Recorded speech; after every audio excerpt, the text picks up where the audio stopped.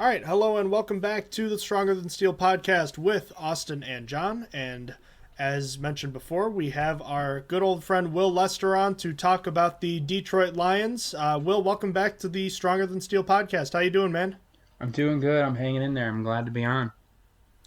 Always great to have you on, Will. It's unfortunate the Steelers and Lions don't get to play more often, but we always appreciate having you on the show. And some news broke right before we got to have you on the show, and figured that would be a good a spot as any to start with. The Pittsburgh Steelers starting quarterback Ben Roethlisberger will miss tomorrow's game against the Lions after being placed on the COVID-19 list, which means that it's going to be Mason Rudolph starting against the Detroit Lions. And Will, I know Ben hasn't been playing great this season, but when you see that kind of news, I mean, what's running through your head when you hear something like that? Well, initially, I just kind of like chuckled to myself because everyone's going to jump to the bit like, oh, this is the week, this is the week. But this is the kind of headline we've seen before as Lions fans and frothed at the mouth for and then totally dropped the ball on. So I'm going to try a lot of the weekend to not take it for granted and hope we get the win, but understand that even Mason Rudolph is capable of beating this team with ease. So we'll see how it We'll plays call it out. But we'll call it cautious optimism then. absolutely. That's the name of the game when you're a Lions fan. Oh no. And I'm sorry, man. Especially with a season like this, it's sort of the reality where you have to understand where you're at. And I know this is not a team destined to win games this year simply based on an age level and talent level. So, I mean, the hindsight is if we lose games, it's for the greater good. We get better draft picks. And this is a new staff that's starting to build a roster and kind of go from the ground up. So we have a long ways to go anyway. So there's no need to lose sleep over games against an AFC opponent when you're on the road. why don't we start there, Will? Actually, since we're talking about the way this team is formed, a lot was talked about when Dan Campbell was introduced as the new head coach of the Detroit Lions in the offseason.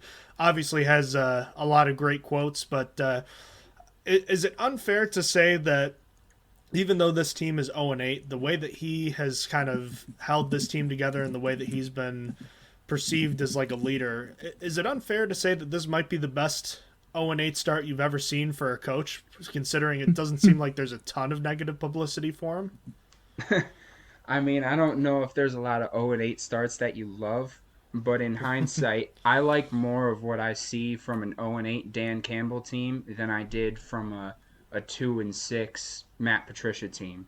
There's a lot of things that you see on the field that you don't love, obviously, and statistically, there's a lot to really hate about the Lions, which I'm sure we'll get into.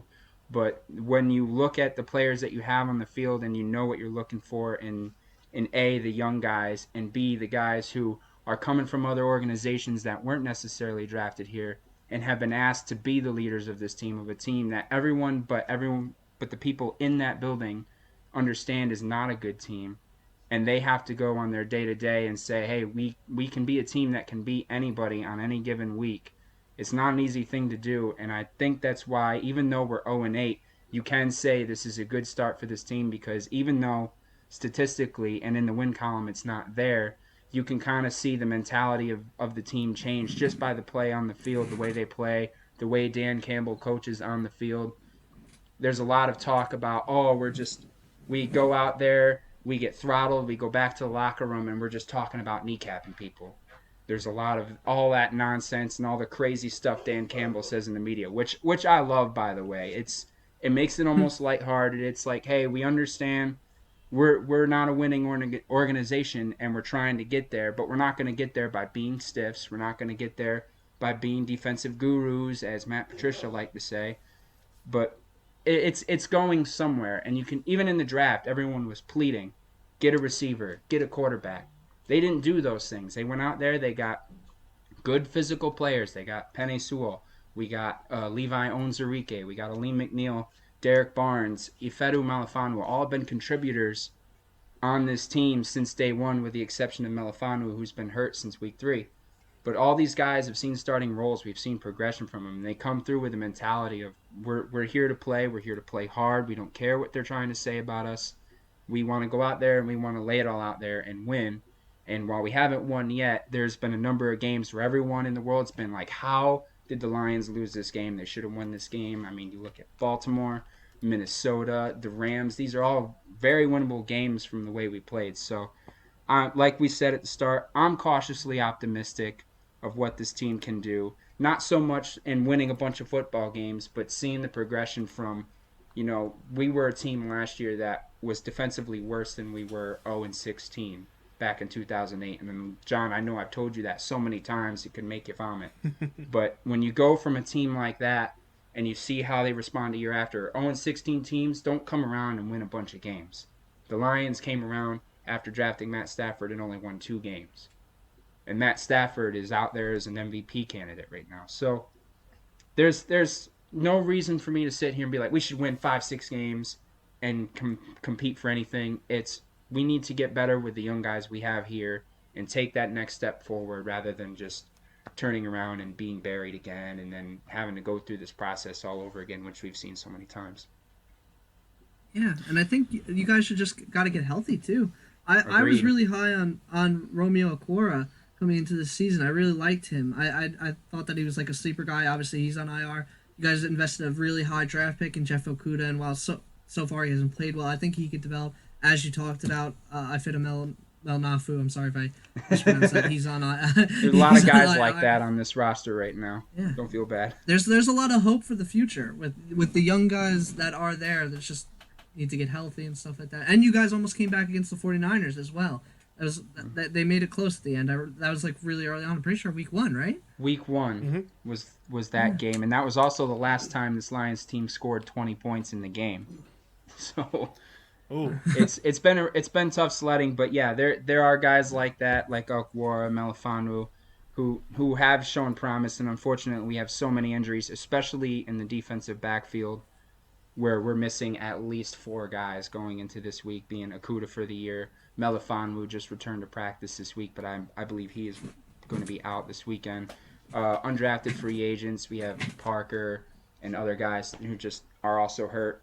It's been tough sledding in the secondary on defense, but we do have pieces here, and I am optimistic about a lot of the young guys. I gotta say, I was looking over the whole coaching list that the entire Lions team employs, and there's a lot of good recognizable names, from Deuce Staley to Anthony Lynn, Mark Brunell, who else? Dom Capers, Aaron Glenn. There's a lot of recognizable names there, which I think bodes well for the Lions going forward, especially coming off the bye week. And a lot has been talked about the whole Jared Goff trade for Matthew Stafford. Jared Goff has put up decent numbers at times. I'm thinking in specific situations he has not had terrible numbers like in week 1, but at the same time it sounds like he's just not making a lot of the plays that the Lions were hoping that he might be able to make, and he hasn't been pushing the ball downfield. I saw a graph of intended air yards and completed air yards, and it looks like Goff is way down in the corner. Now, I know it's easy to blame the quarterback, Will, and I'm sure that there's a lot of blame for him too, but is it also fair to say that he's struggling because there's really not many weapons in terms of the passing game? I mean, where do you come down on that? Is it really as simple as saying that it's both on the receivers and the quarterback, or is it just as simple as one side isn't performing and that's what's causing the other side to be dragged down too? I mean, I think it, like you said, it's pretty universal. Jared Goff has been incredibly underwhelming. But I think if you're someone who came into this and thought Jared Goff was the answer to this team, then I don't think they looked at it from a full scope of things. I think the majority of people from the outside looking in said Jared Goff is your bridge quarterback. He's the guy to get you to whoever you're going to bring in when the time is right. And that's kind of how I felt about it too. Granted, I did have I think my expectations for Jared Goff were a little higher than the way he's performed this year, simply based on he's a former number 1 overall pick. He has led a team to the Super Bowl for some reasons or not, but he does bring that sense of he's seen what a winning team is, and you hope he could bring it over here. I think the biggest problem is, yes, we do lack that you want to have those weapons that when another team comes to your stadium, you're afraid of that guy. You want that guy that puts fear in those defenses, and forces the defenses to have to play specifically and cater to that player. We don't have anybody like that, with the exception of maybe DeAndre Swift and TJ Hawkinson, who are the team's two leading receivers. I mean, tight end and halfback are leading receivers, and then you're talking about guys who, if you ask every other fan, they'd go, who? I mean, Quintez Cephas, Khalif Raymond, Amon-Ra St. Brown. They've shown some ability to make plays, but at the same time, they're not giant threats, and we're not a team that goes downfield very often. And I'm a believer that I don't think Jared Goff wants to go downfield as often as he might. And I think part of that is not having those threats. And just looking at Jared Goff's stats, I mean, their average yards per attempt is somewhere in the neighborhood of 5.5. I mean, that's how much they're producing on offense, and it's not working whatever we're doing. Let me think. There's another statistic where we have run 516 plays on offense. 301 of them have been from 10 plus yards to go.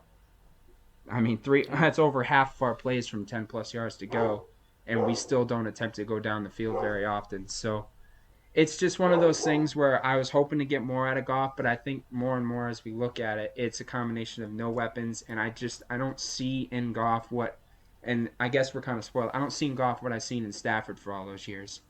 I don't want to compare every quarterback we ever look at or every quarterback I ever want for the team to Stafford, but when you go from 10 plus years of what Stafford could do, and then you watch a quarterback who appears to be limited like Jared Goff, it's tough to feel satisfied with either his checkdowns or when he's being pressured, instead of scrambling out of the pocket and making plays, he's going backwards and taking sacks, or he's got 7 fumbles on the season, 4 of them of which he's lost. He's got 8 interceptions, and he's only got 8 touchdowns. This is a team that hasn't scored 20-plus points in a game, like I said before, since week 1. If I had to put my thumb on one specific thing, I would say I don't think he has any confidence in who he's throwing it to. But at the same time, when you're a team that's struggling as bad as this, I think you kind of have to have that blind, like, I don't care who's over there, I got to trust him to make that play, and at least attempt to make that play, and that's not something we do very often. It's kind of off track for the game, but just curiously, what do you think of the quarterbacks coming out in this next year's class? Are you someone that wants the Lions to take one of these guys? I know they're not highly liked. I don't know if you have someone that you like in particular so far, if you've even taken a look. I don't really watch college football, so I wouldn't blame you if you haven't. Right. I mean, I don't avidly watch college football live, but I have tried to pay a little closer attention to some of the guys coming out. Even last year, I looked at some of the guys. Whether you want to take my notes on it or not, last year I was a guy that was like, if Zach Wilson's there, he's the guy you gotta have. That was my take last year going in, and then obviously if you look at it this year, Zach Wilson hasn't performed well. Granted, most of them haven't performed well. But as far as this class is concerned, there's not a lot of guys that jump out to me right now. I know a lot of the talk is around Malik Willis or Matt Corral from Ole Miss. I haven't taken a ton of time to watch a load of tape on them, but from everything I can gather so far, a lot of the talk is that this is a middling class. If I'm the Lions and I have the number 1 overall pick, as a fan, I wouldn't hate it if they just went in the direction of, say, like a Kayvon Thibodeau from Oregon. I watched one game with him, and he was fantastic. But if you're going to go after quarter, I mean, we have another first-round pick with the Rams, so I could see them turning around and getting a guy like Malik Willis or Matt Corral, but I think at the end of the day, it's going to be dependent on what are we trying to do offensively. Are we trying to lean towards a Lamar Jackson type system where or like a Titans-based system where it's largely predicated on being able to run the ball and open up the rest of the field, or do we want that guy that we can just, the Pat Mahomes, let's just throw it all over the map, get yourself one good receiver, and then just watch magic happen like you used to have with Stafford and Johnson. I think it's going to be largely dependent on that, but I don't have a preference over a certain particular player quite yet. I haven't delved that far into it so far. Oh, okay. Yeah, because I was just kind of wondering, after you talked about how you viewed like Goff and how you viewed his weapons like the wide receivers. So obviously TJ Hawkinson. He's still a top tier tight end. But yeah, I was taking a look at those wide receivers. I was wondering what you were thinking on if you ended up with like the fourth overall pick or fifth overall pick if you'd prefer a wide receiver instead in that case scenario with this class. Right. I mean, it's all going to depend on where we fall, and as we know with the draft, the receivers, the skill position players, your quarterbacks, your running backs, all those types of players, they end up climbing up the draft boards the more and closer we get to the draft, simply based on a need level. Everyone feels like they need, as the Steelers now know, everyone needs that running back. Everyone really wants to go after those receivers or those quarterbacks. I think I think if I'm the Lions, I wouldn't hate getting a receiver if he's up there at number 4 overall. It's just going to depend on who's there and whether or not we're reaching for him and everything. Because if you're the Lions, I mean, when they hired Dan Campbell and the GM Brad Holmes away from LA, they were signed on 6-year deals. So I believe that they look at this as a much longer term project than we're going to have one bad year and then we're going to just turn it around and then step into it. I think they're going to think a little more long term than that. And even with the draft last year, there was a lot of talk the Lions have got to go get that receiver. Everyone thought we were drafting either Jalen Waddle or Devontae Smith or whoever was sitting there, and then we turn around and we get the top left tackle in the draft when everyone didn't really think we needed an offensive lineman. And I think it showed that they're willing to go from the inside out rather than the outside in. So I think it's going to be dependent on what they see in the players, what they see. I mean, it always is, but what they see in the position groups and where they're drafting, and they're going to try and get the best deal. I wouldn't even personally be shocked if they didn't have the number 1 overall pick. They would probably trade down. I think they're looking at this more long term. Let's get more picks. Let's get more players because they got guys they like maybe further down the board or something like that. So until we get closer to the draft, I'm not going to get too preferential with it, but just my take on it is I feel like they're going to look a little further than just next year as opposed to, hey, we're a receiver away from scoring more points in offense, let's do that, rather than just blow it all up and try again. So we'll see. Yeah, Let me. totally. Oops, sorry. I was just going to say, let me ask you then, if you're thinking it's going to be a bigger picture approach, could you envision a scenario where the Lions decide to, get more picks and maybe they don't spend a first round pick on a quarterback, but maybe they spend a second or later pick on one, but maybe Jared Goff comes back again and is the primary starter next season, and then maybe that second round pick becomes Jimmy Clausen and you take another swing on a first round pick 2 years from now. Do you see that being the most likely scenario at this point? Absolutely. I mean, we have Jared Goff on contract at least through the next 10 years. Or not 10 years, excuse me, 2 10 years. years. Not 10 years. No, 10. Thank God. No, we have him on contract for the next 2 years before it becomes cuttable to a point where the money doesn't kill you. But, I mean, that's part of the reason we brought him on is because we were taking on that money and we got a first-round pick for it. So, we have 2 first-round picks right now as it stands. I can imagine if we traded down or absolutely, I can definitely see this team looking at a quarterback that could come up later in the rounds and say, you know what, we got Jared Goff for another year. We'll take a swing on this kid. No rush to run him out there right now because, John, I'm sure I've mentioned this to you before, but I'm still a believer in if a guy is not ready, don't just throw him out there. There's a lot of talk in the NFL these days. You get your guy, you throw him out there, you let him take his lumps and get over it. I hate that idea. We've seen it with Joe Burrow last year. We're seeing it with Zach Wilson this year, where they're kind of thrown to the flames, and both those guys walked away with injuries on teams that were just clearly not ready yet. So I'm a big believer in if you see a guy in round 2 or 3 and you get the guy and you believe in that guy, you don't need to throw him out there right away. I can live with Jared Goff for another year if that's what they want to do. I have no expectations for this team until maybe year 3, year 4 of this whole rebuilding thing. So, for sure. Alrighty, let's circle back to this game then, and let's kind of focus in. We talked a lot about Jared Goff. This Lions team not putting up crazy numbers as far as running the ball, but if I had to put a finger on that, they are ranked 26th in the league in rushing yards. I do feel like they've run the ball somewhat effectively, though. I just feel like they probably don't have eye-popping numbers because they've been behind a lot this year. Do you agree with me that if they are close in games, they can run the ball successfully with DeAndre Swift?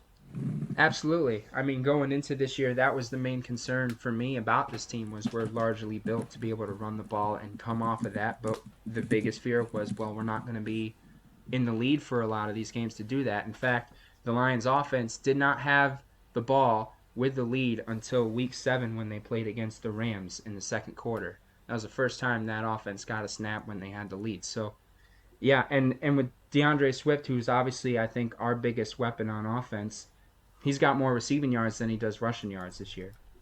He's got 415 receiving yards coming into this week. He's been incredible dual threat running back, and I think part of that has also been the bringing in of Jamal Williams. I think he's a big piece of this offense, and he was severely missed our last game when we played against the Eagles, and I mean we got throttled against the Eagles. So I think this offense, even though we don't run the ball as effectively, you said we're ranked 26th, I think a large part of our offense still goes through them where they're our biggest threats, and if we have both of them, we can play off of that a little bit, and it takes a little bit of the pressure off of Jared Goff having to make big plays, which is something he struggles to do. So that, yeah, Swift is definitely our biggest weapon. TJ Hawkinson's out there. The run game is super important. He's only run for 289 yards, Swift has, but I still think having those guys back there is like what I talked about before. Those are the guys that put fear in the defense. Those are the ones you plan for. Those are the guys you think about when you're making your game plan. So I think they're super important in this game against the Steelers. So no Jamal Williams in this game is obviously a big blow. Even if he's not the main running back, he is still an important part. It looks like it might be a combination of Jamar Jefferson or Godwin Igwebuike. Player Austin looked at a few years ago, back when he was safety, I believe. So do you imagine this is going to be a game where Swift gets leaned on heavily, or do you imagine we'll see a good mix of backs behind Swift? I think, it's going to be a healthy combination. I think Swift is definitely going to be the guy for most plays, if not just running the ball, but coming out of the backfield. But I expect to see pretty much anybody. I mean, this is a team, this is a coaching staff that's not afraid to just say, hey, if this guy had a good week of practice, we're going to give him that shot. This is a team that feels like they have nothing left to lose. So this is all year. It's been a no-name guys coming out of nowhere making plays for us when we need them, especially in some of these close games. So I have no doubt, Godwin. I'm not even going to try and say his last name right now, but yeah, he'll get his reps and he'll get his chance to make an impact on this game for sure. We touched a little bit about the receivers earlier already. I just thought it was telling that two of the highlighted receivers coming into this season, and Brashad Perryman and Tyrell Williams, two of the highlighted guys who already were not, top line guys, were released before making any significant impact this season. You touched a little bit on Khalif Raymond, Amon-Ra St. Brown, and Quintez Cephas. Yep. Yeah, I had a hard time naming the guys, but do you look at those guys? I know St. Brown is a rookie and he has the potential to be a weapon going forward, but in a scenario where the Steelers try to crowd the line of scrimmage and take away TJ Hawkinson and try to box up DeAndre Swift, is there one of those guys? Could you pick one of those guys to be like, okay, this is the guy I would trust to break out and have maybe a 6-catch, 85-yard, 2-touchdown day? I think the best chance you're going to be looking at is Khalif Raymond. I think he's the guy that they bring over the top more often. They try and get him coming across the field. He'll be the dump down guy for Jared Goff, which if they come after Jared Goff, he's going to look to dump to those guys. Quintez has a chance, but that's only if they find an opportunity against the Steelers defense to throw deep, something that I don't think the Steelers are going to be doing too much of. If I had to put my thumb on it, I'd say Khalif Raymond would probably be the guy. But if you're thinking about that in fantasy, if you're going with Khalif Raymond this weekend, you might want to rethink how you're building a fantasy team, because even though he might get the high volume, I don't love Khalif Raymond going off for 85 yards. I think Khalif Raymond will get the most looks, but I don't know if it's going to be for over 50, 60 yards. It's just these guys aren't catching the ball as often as TJ Hawkinson or DeAndre Swift are. You know who I really thought was going to break out for your team? I thought Geronimo Allison was going to be a sneaky. I was just going to say that. Yeah. I loved him in Green Bay. I was sad that he didn't work out as a starter. I mean, he's still on the team, obviously, but he's not like one of the three main guys. You guys got Khalif Raymond, as you just pointed out. John talked about St. Brown, and then you have Kadero Hodge, is kind of like your third.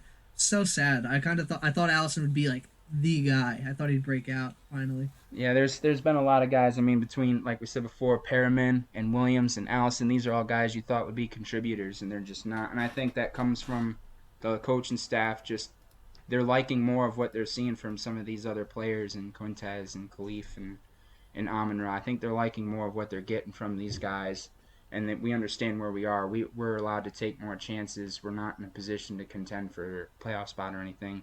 We're going to take our shot on some of these younger, more undeveloped guys that make more mistakes potentially, just to get them out there and maybe give them a little bit more experience over a Geronimo Allison, who obviously we know from Green Bay, as you mentioned, but I did too. I was hoping to see more from a Geronimo Allison, especially. I'm not sure if he's healthy, but he's certainly a name we have not seen on this team lately as far as a big contributor. But we'll take our healthy reps from whoever can give them to us at this point, you know.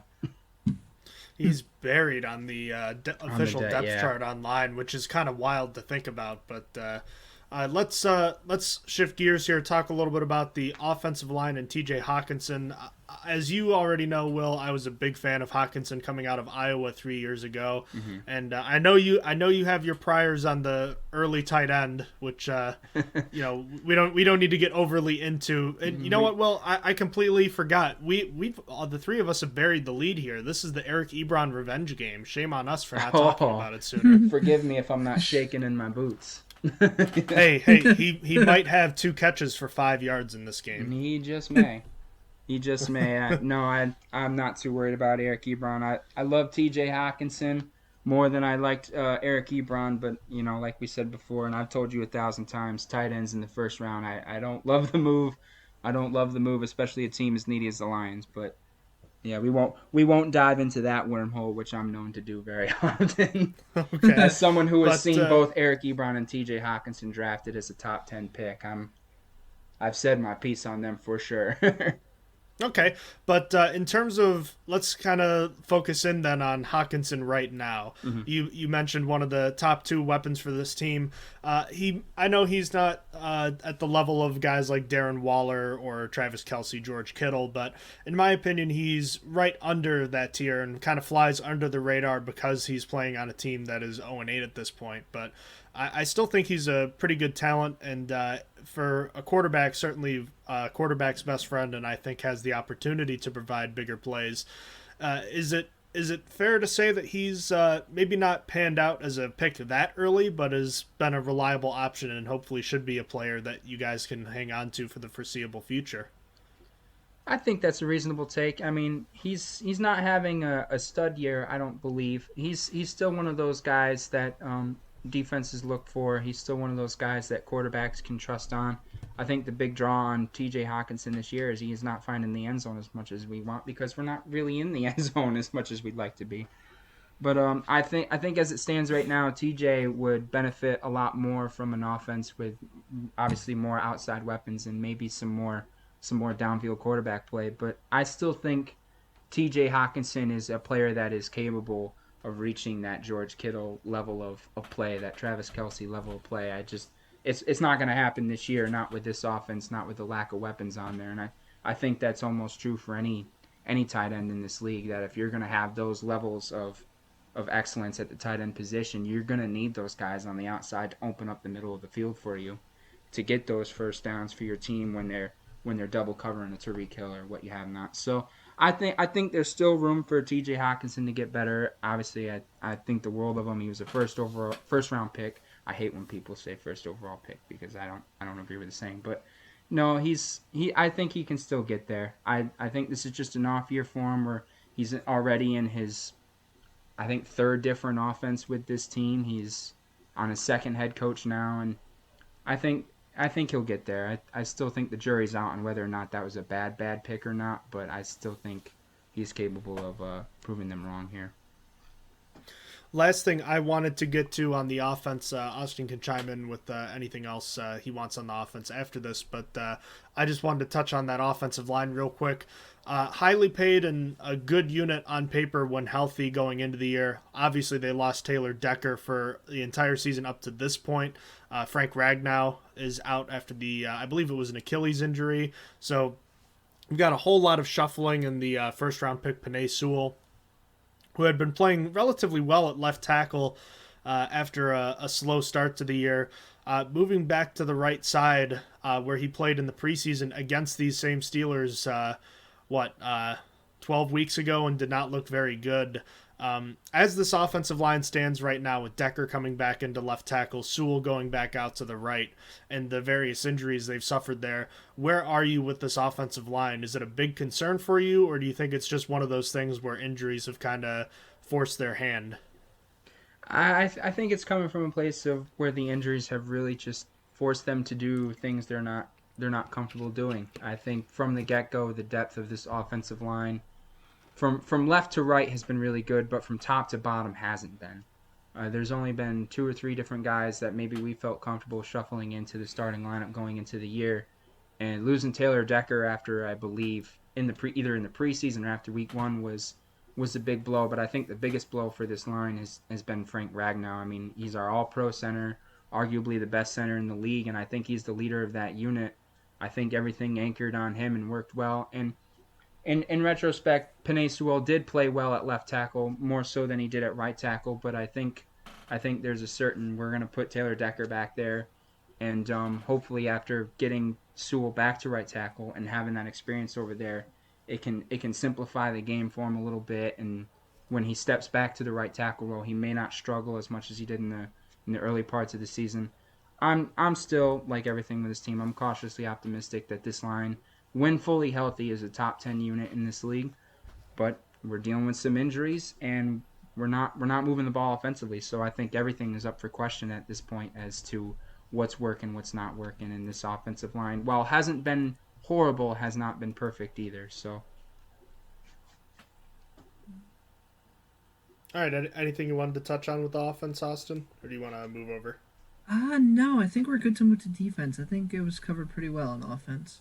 Okay.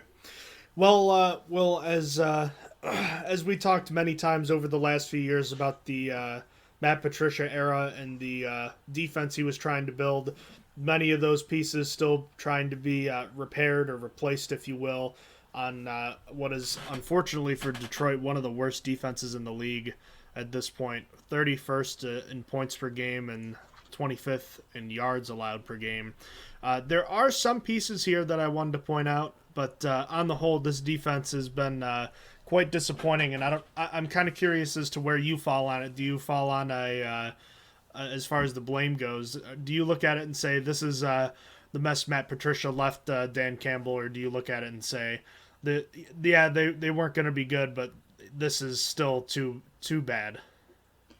Yeah, I didn't have extremely lofty expectations for this defense, and simply because it's young and it was slow. I think that was the biggest takeaway from the Matt Patricia defenses, is beyond just a strategic standpoint, what they tried to do, the players they walked out of the building between Darius Slay, Quandre Diggs. I could go on for hours about everything that Matt Patricia did wrong to this team, but the big factor for me is that this defense going into this year was just incredibly, incredibly slow. They played slow. Our linebackers weren't good. Our defensive backs are inexperienced. They still are. Jeff Okudah not being there for the year. We have more undrafted free agents playing for this defense than I think I've ever seen. So I didn't love this defense going into the year, and then we added some pieces in our draft. I liked Melifanu coming in. I like Derek Barnes, Onwuzurike, Aleem McNeil. But it's a young defense, it's an inexperienced defense, and it's still a relatively slow defense. I don't love some of the things we've done on defense. Obviously, we've given up a lot of points, but there has still been some games where you watch this defense and you're like, okay, they're doing some good things. And when I say that, I look back to like the Ravens game. I think everyone pegged the Ravens for just exploding on this defense. And then we turned around, we held a Lamar Jackson-led offense to, I think it was like 19 points. There's some things to like about this defense. I like the leadership from Alex Anzalone, and he's improved immensely since he got here. He started off slow, and then he's come along, and he's really been the leader of this team.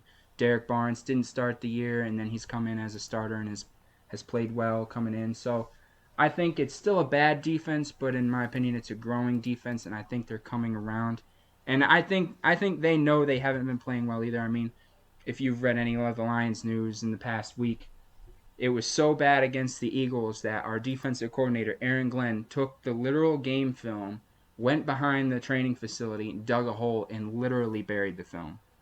Oh. Literally buried the film. I was befuddled when I saw that news earlier this week. So they know they haven't been playing well, and they have higher expectations for themselves than I think they really need to have. But all in all, this is a unit that is, again, struggling with injuries like almost every team in the NFL this year is. I don't like to say we struggle with injuries, because everyone deals with it. But we're just, with all these injuries, we're just incredibly inexperienced, and I think it's showing for the most part. I'd like to start up front with what I would call probably the best part of this defense is the defensive line with Trey Flowers, Michael Brockers, Aleem McNeil, Levi Onwuzurike, and they have former Steeler Nick Williams, 2013 7th round pick of the Pittsburgh Steelers. Never would have expected that guy. And the oldest player on our team, might I add. Really? He's only 31. Him and Brockers are the only two players on our team that were born in 1990. Everyone else is younger than that. You mean just on the defense or in general? In general. Those are the two oldest guys on the team. With Don Molback gone as our long snapper, I believe it's either Nick Williams or Michael Brockers are the oldest on the team. Williams is 31, and Brockers is 30. Well, how about that? Never would have pegged Nick Williams and that tells to be you a right guy. there just how inexperienced and how young this team is. I mean, I'm looking at this roster earlier today, and I'm seeing a lot of years that are floating under 1994, which scares the hell out of me because that's the year I was born. I don't like seeing that stuff, but it's inexperienced, man. And I love the D-line too. I think you name off all those guys, and the one player this year that has least excited me, strangely enough, has been Trey Flowers. I think he's been the most underwhelming, considering, you know, all the talk about him when he first came into this team and how much talent everyone thought he had. And I think our biggest contributors have been some of those younger guys, the Onwuzurikes, the Okwaras, who unfortunately are hurt. I'm not sure about the younger brother Julian, who's also on the team, if he's hurt or not. But these are some of the guys that are coming through as the big contributors. And not to be forgotten, who's been a contributor for this team a lot in the past and who has struggled so bad with injuries, Deshaun Han, coming out of Alabama like 3 years ago. He's been a big part of what was our pass rush, and he's been missing too. So, and I believe he's coming back, if not this week, in the coming weeks. So, yeah, I mean, there's guys to like. It's just it's not coming together this year, and I think that's understandable given the lack of leadership and the lack of experience in that locker room on that defense.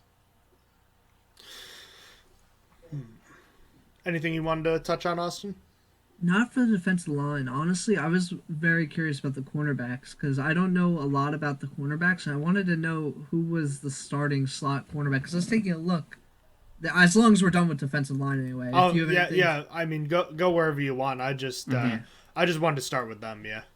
So, moving backwards, because I was like taking a look at your cornerbacks. I wanted to know who your starting slot cornerback was, because on one site I was looking, it said Mark Gilbert, and he was you were touched upon how undrafted free agents were playing a lot more for you, and Mark Gilbert was taken from our practice squad, from the Steelers practice squad. I was very curious about that because he's not listed as the starter anywhere else, but I wanted to know who it is because I'm not sure who is the starting slot cornerback. That's a good question. I think it changes pretty often. It's fluctuated so much with injuries and things of that nature. It could be him. If with Jeff Okudah out, Melifonwu's not back yet. We're still waiting on if it's still questionable whether or not AJ Parker is coming back this week. I think Oruwarie's season is over. I could be wrong there. There's been a lot of rotating guys there. I mean, we had Roby Coleman for a week and then we cut him. There's been a lot of guys like that have just kind of been signed and brought through and started and not started. I would guess he would probably be our starting nickel this week, but I think it's going to depend on the status of AJ Parker. Okay, and then like, who's your best quarterback overall? Because I was taking a look at them, and I'm not really familiar with them, like any Oh, of them. no, Usually, not familiar with any of them, to be quite honest with you. yeah, like That's I didn't know. I wanted to put it nicely, but like that's I totally genuinely don't understandable. I know. mean, this is like I said, that I've seen more undrafted free agents start for this team this year than I think I've ever seen. If we're including guys that are injured, I think obviously the starting argument is Jeff Okuda should be our best guy. He hasn't performed well.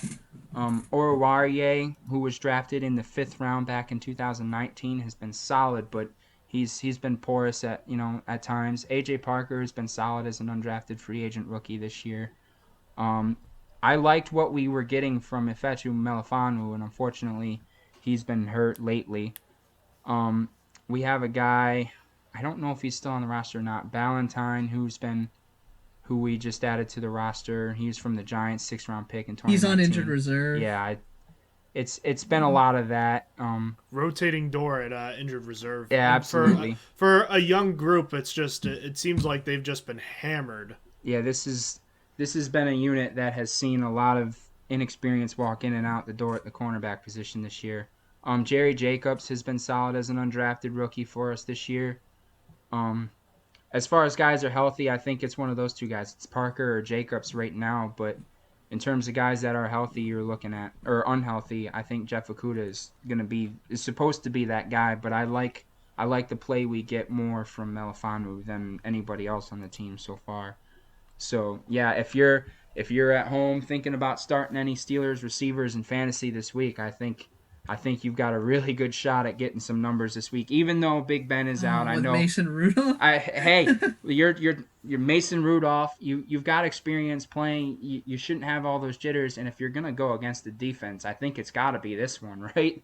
Inexperienced, young, and slow. I mean, this is catered to a guy like Rudolph to be able to finally make plays. So I mean, I don't love starting with Steelers receiver fantasy, but I mean, if from strictly a matchup point of view, if you're a Deontay Johnson or Chase Claypool guy, I mean, if you can hawk a touchdown or two, I think you're golden.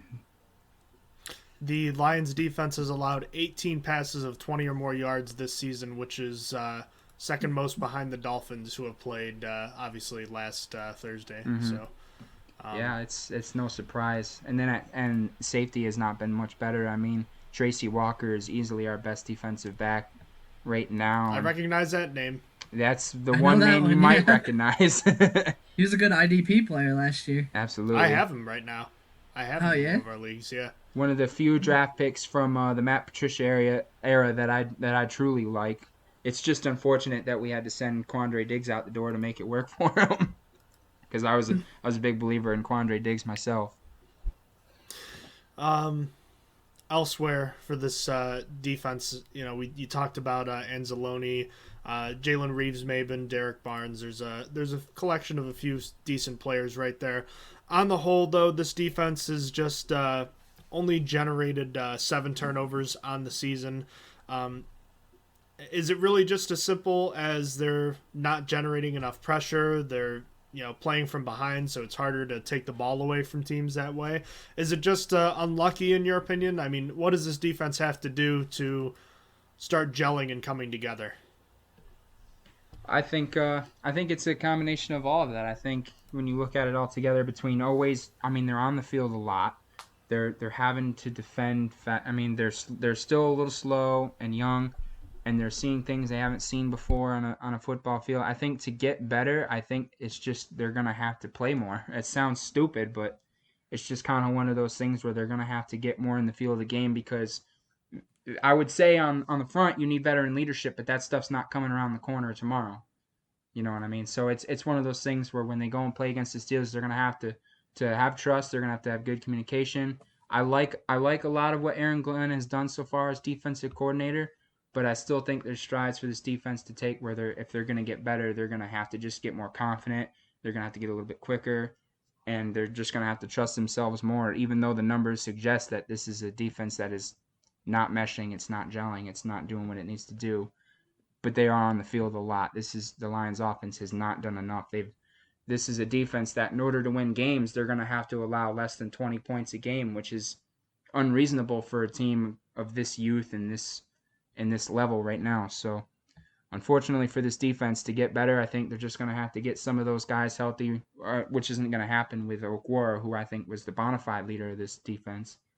They're just going to have to play more and get more confidence, and then just keep trying to get better individually and hope their offense has a good day. All right, Austin, anywhere else you wanted to go at the moment?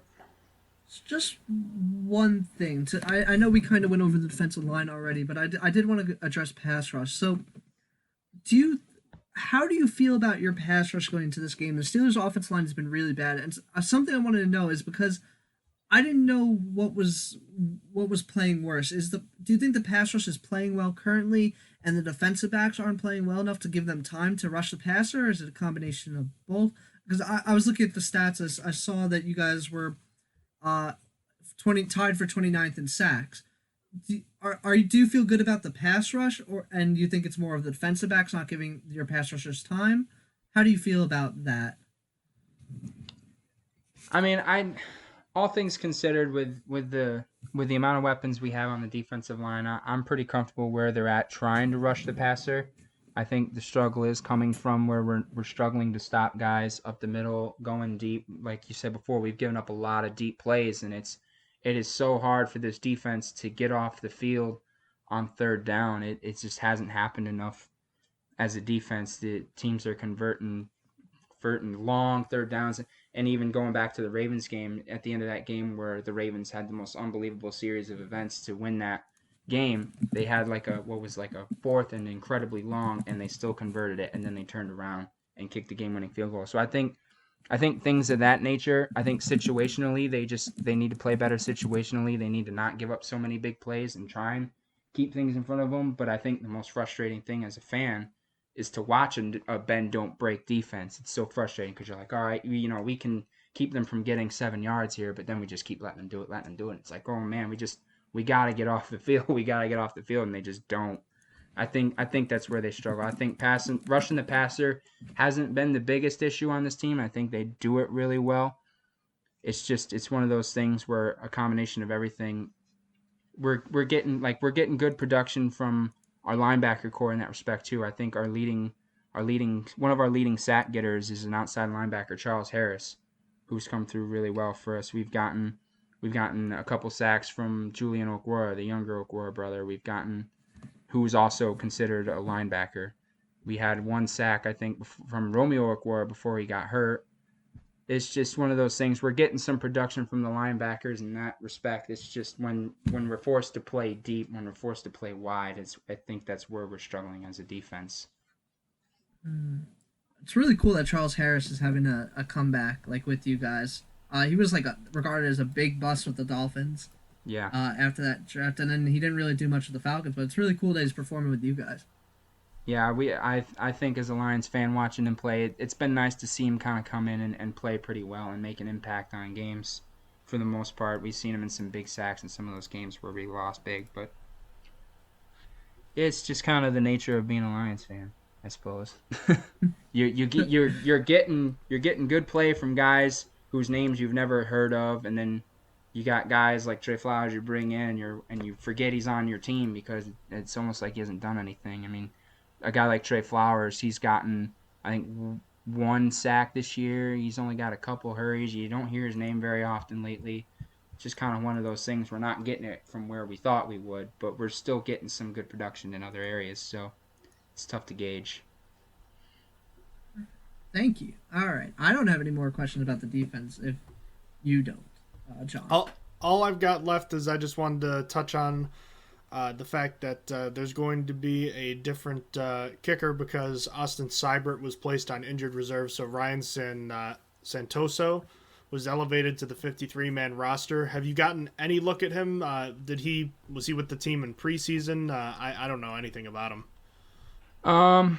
We've had a couple kickers in and out of the building. I don't remember if Santoso was the guy we had earlier this year when Seibert was hurt. It's possible, but I think it was. But yeah, I don't love our kicker situation since letting Matt Prater go, but I guess that's just kind of the nature with kickers. It's so hard to gauge whether you got one until you see him perform well in a game, and it's so so fluctuating. But no, I don't know a ton about Santoso. I wouldn't fear him if I'm the Steelers. I wouldn't worry about it. But I don't know if it's going to be a situation where the Lions in a situation where a normal team might be able to kick a field goal. I don't know how many of those situations where we're going to see the Lions go for it. It's possible they're going to go for it more often, not simply because this is an AFC game on the road and we're a team that feels like we got nothing to lose. And if we're out our kicker and we're going with a guy that we took off the street, I would very much expect this team to start going for a couple more fourths down. I mean, it's something that the Lions have done a lot of already. Not necessarily successfully, but going for fourth down is something that we've done a lot already this year. I think we're 8 for 21 on fourth down so far this year. I mean, we've gone for it a lot, but I wouldn't be surprised if it comes down to it, they decide to start making more plays with trying to make more plays with the offense and trying to get better in that regard, as opposed to parading a guy who was bagging groceries last week and seeing if he can kick a 40-something yard field goal. So I think it'll just kind of depend on the game situation, maybe if it ends up being a close game. What about? Sorry. Oh, go ahead, Austin. After you. I was just going to say, continuing with special teams for a second, there is something to hold your hat on, though, and that your punting unit has been top tier. Like, literally top tier. You are second in the league in punting average, in net punting average, with 45.1 yards per punt, and your regular average is pretty good, too. You're at the top of the league for that as well, so got a good punting situation going on, with 50.4 average on punts, so hell yeah, something to watch out for the Jack Steelers. Fox and the Raptors with those kind of numbers, right? I mean, I don't think he was an All-Pro. I think he was a Pro Bowl punter last year. He's been a guy that we took a couple years ago as a rookie, and he's been real strong for us. And hey, if you're going to be a losing team, you got to figure out where your strengths lie. And thankfully, we've been one of the best at punting the ball. I can hang my hat on that at the end of the day. It You feels can good. hang your hat on. We are great at punting the ball. We do it a lot, but we're great at it, so that's always good. All right. Well, we've kind of got this game. Got a good look at it from top to bottom on both sides here. I know that obviously, it sounds like the Ben Roethlisberger news is an isolated incident, so it doesn't sound like there's going to be a situation like the Denver Broncos last year, where Kendall Hinton had to start an emergency basis. So, I mean, we'll see, but it certainly seems like it's going to be Mason Rudolph starting tomorrow. With that in mind, could you give us one matchup on each side of the football that you're really looking forward to seeing? And once you're done with that, if you could give us a game prediction. Sure, absolutely. Looking at matchups, I'm really hoping to see a lot of Penei Sewell versus T.J. Watt. I don't know how much of it I'm going to see depending on where T.J. Watt lines up, but I really want to see how this rookie, if he goes back to the right side, how he fares. I'm assuming they're going to line T.J. Watt up on him a lot because they're going to try and test him. But Penei Sewell has shown some good things. I mean, we saw him keep Aaron Donald completely off the stat sheet a couple weeks ago against the Rams. I really want to see how he does against T.J. Watt. On the other side of things, I know I was really hoping we would get Melifonwu back this past week, but I'm really curious to see how much pressure that the Lions' defensive pass rush is going to get on Mason Rudolph now. And I think if the Lions have any hope in this game, to kind of turn this into my game prediction, if the Lions have any hope to win this game, is that pass rush can get to Mason Rudolph, force him to make a mistake, because the Steelers are 0-3 when they lose the turnover battle this year. And that is something the Lions have not been on the great side of at all this season. I don't think they've won a single turnover battle at all this year. If we can force Mason Rudolph to make a couple mistakes, I think the Lions can make it an interesting game with Jared Goff. If Jared Goff doesn't do what he has been doing and not making the throws, turning around, running the wrong way, and then taking a 10-yard sack or fumbling the ball. This game, with no big men, I think this game is closer than it should be. But I still think the Steelers are going to win by 10 points, personally. I think the Lions they don't score. They don't do enough offensively. Like I said, they have not scored 20-plus points in a game since week 1. I don't know if they can do anything better than that against a decent Steelers defense, in my opinion. The only chance the Lions, like I said before, the only chance they have is if they can force some turnovers on defense. Otherwise, Najee Harris is going to ruin this Lions defense. I think this could be a big Najee Harris day. And I got to go on the record, John. I don't know if you mentioned it with me before the season. I hated the Najee Harris pick for the Steelers. I hated it for you guys. I wanted so bad for you guys to take someone maybe on the offensive line or something. But I was like, man, taking running back first round, it's going to be a mistake. This team needs more than just a Najee Harris. I don't think it starts there. But he has proved me wrong, like a lot of those rookies have so far this year. Jamar Chase, I'm looking at you. He's proven me wrong, and Najee Harris has easily been the best weapon on the Steelers offense. And I'm not looking forward to watching him torch the Lions for 100-plus yards and 2 or 3 touchdowns tomorrow. So if you're a Steelers fan, no Big Ben, I think you're still okay. I think you still are easily in control of this game. You don't panic. You don't turn the ball over. You should still win this game. Don't fret over my Lions. I'm not going to. You shouldn't either. Oh, man.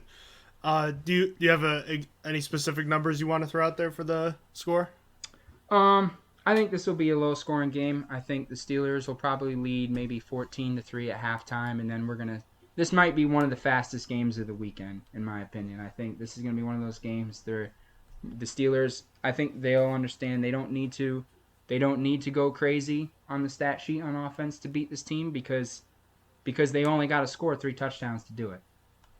Essentially, if anything has been proven, if you score 3 times, you're golden. You can win the game. You just don't got to give the Lions the ball. Most of the damage they do on offense has been in the fourth quarter. I mean, we've seen that in the 49ers game. We've seen it in the Ravens game.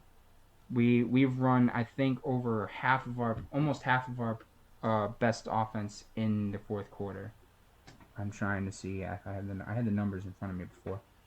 But if the Steelers just control the game early, I think it'll go. The over/under when I had it was 45.5. I think it could go over should the Steelers win the coin toss and they score to end the first half and they score to start the second half. I think that's the best chance for the over, but otherwise I see this as a 23-9 game in favor of the Steelers. Alrighty then. Austin, if you're all set, I think we're good to wrap this one up. Yeah, I'm all good. All right, Will, I wanted to say thank you so much again for coming on the podcast. I know it only happens once every 4 years, so we like to have you on every now and then like we did last year for that group discussion about officiating, which, well, if you watch Monday Night Football last week, it's still very much a problem, and it's not going away. There's a lot of games outside of Monday Night Football that still have that problem. All very it's much pretty so, universal this season. It's been tough to watch, especially the game the other night between the Ravens and Dolphins that was a difficult watch with the officiating. I'm sure we could driving them down the field. Yeah, it was horrible. Horrible. I'm sure we could have you on again at some point this year just to have a roundtable discussion about that, because that was always that's always fun to talk about. But in the meantime, Will, thanks as always for coming on. Hope you're doing well, and we'll have to get together sometime soon. We always appreciate having you on, and appreciate the insight. Enjoy the game tomorrow. Absolutely. Thank you, guys. Have fun beating on my team this weekend. It'll be fun for you. We'll see. Don't about speak that. too soon. Yeah. We'll see. Before you go, is there anything you want to plug, like your Twitter or anything? Yeah, please do whatever you want. If you want to follow my Twitter, I am at Will Lester. That's WILLLESTER 94. You'll see a picture of me and my dog. I don't tweet too often. I tweet mostly, if I do tweet, I tweet a lot of Lions stuff or just general kind of sports stuff and whatever. NASCAR season just ended, so you won't get any of those horrible takes from me on Twitter anytime soon. But that's where you can find me on Twitter. As for any other medium, I'm sure you can kind of go from there. I don't have too much going on. I'm sure we'll be interacting with your Twitter account a lot tomorrow, so we'll be along for the ride together on that one. I'll be sure to be on top of it. Alrighty. Well, thanks again, Will, and we'll have to have you on again sometime soon. Maybe before the season ends, and if not, then we'll have you on, during draft season or something. But certainly not the last we'll hear from you. Sure thing, no problem. Glad to do it. All right, take care, brother. You got take it. care. You fellas have a good one. Bye.